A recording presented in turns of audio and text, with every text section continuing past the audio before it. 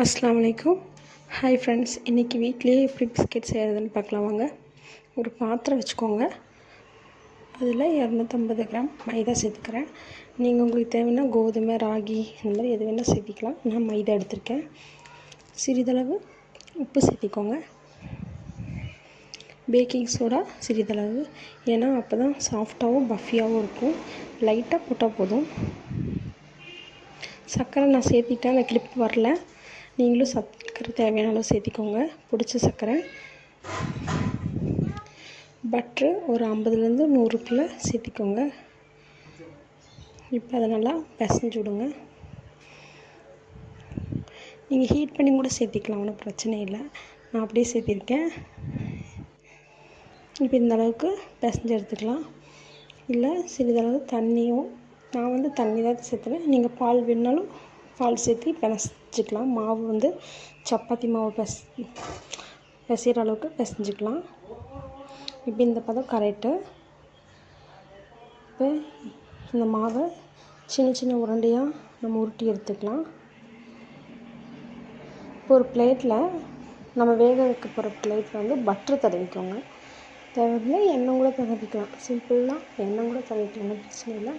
நான் இன்றைக்கி butter தடவிருக்கேன். Butter நல்லா தட்டில் ஃபுல்லாக தடவி அப்ளை பண்ணி வச்சுக்கோங்க.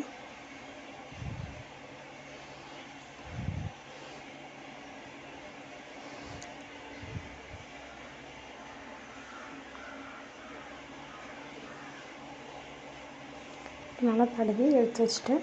இப்போ நம்ம மாவுகளை சிறிய உருண்டைகளாக உருட்டி எடுத்துக்கலாம்.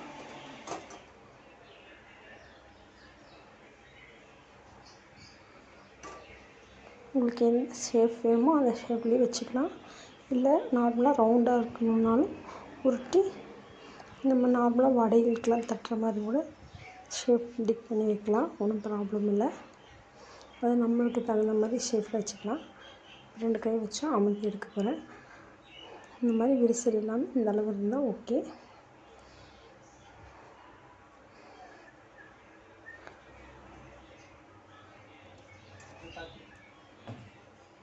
இந்த அளவு இருந்தால் ஓகே. நம்ம பிஸ்கெட் நல்லா வந்துடும். இப்போ இதே மாதிரி உருண்டைகளை எல்லாத்தையும் செஞ்சு அந்த எண்ணெய் பட்டர் தடவின தட்டில் வச்சுருங்க. இப்போ இந்த மாதிரி ஒரு சின்ன மூடி இருந்தால் லைட்டாக டிக் பண்ணி எடுங்க. ஏன்னா அந்த சேஃப்காக தான். அது இன்னும் கொஞ்சம் அமர்ந்துருந்தால் நல்லாயிருக்கும் பார்க்குறக்கு. அதனால் வச்சுக்கோங்க. இந்த மாதிரி எடுத்துகிட்டு கடாயில் உப்பு கொட்டி லைட்டாக அதை சூடு பண்ணி வச்சுருக்கேன். இப்போ அந்த தட்டை கொண்டு போய் அந்த கடாக்குள்ளே வச்சிடலாம். வச்சு ஒரு 45 நிமிஷம் நல்லா வேக வைக்கலாம். மூடி வச்சுட்டேன். ஒரு 45 நிமிஷம் கழித்து பார்த்தா நம்ம பிஸ்கெட் ரெடி.